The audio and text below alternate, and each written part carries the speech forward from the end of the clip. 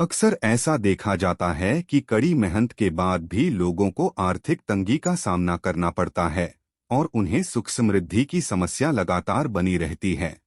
अगर घर का वास्तु ठीक रहता है तो इससे घर से नकारात्मक ऊर्जा समाप्त होती है और घर में सकारात्मक ऊर्जा का संचार होता है।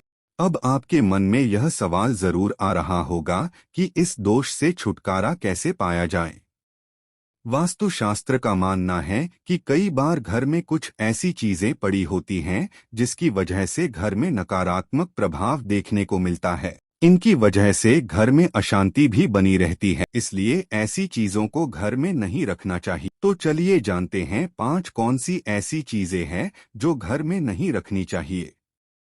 पहली चीज, वास्तुशास्त्र के अनुसार कभी भी घर में खंडित यानी टूटी हुई मूर्तियां नहीं रखनी चाहिए, क्योंकि इससे घर में नकारात्मक आती है, साथ ही घर में दुर्भाग्य और परेशानी भी आती है। दूसरी चीज, कभी भी अपने घर के प्रवेश द्वार पर टूटी हुई कुर्सी नहीं रखनी चाहिए। ऐसा करने से आपके घर में दरिद्रता आती है। वहीं जिस घर के दरवाजे पर चौखट का टूटा हुआ खंभा होता है, उस घर में मां लक्ष्मी प्रवेश नहीं करती हैं। तीसरी चीज, वास्तुशास्त्र के अनुसार घर में फटे पुराने कपड़े रखने से इंसान के करियर में बाधा आती है, इसलिए अगर कोई कपड़ा बहुत पुराना हो गया हो या फट जाए तो उसे बाहर कर देना चाहिए। चौथी चीज, आमतौर पर हर किसी को आदत रहती है कि वह अपने घर में अखबार और पुरानी मैगजीन को रखते हैं, लेकिन वास्तुशास्त्र की माने तो इसे घर में रखना अशुभ माना है, क्योंकि अखबार पर जमी धूल मिट्टी आर्थिक संकट के साथ पारिवारिक कलह लेकर आती है।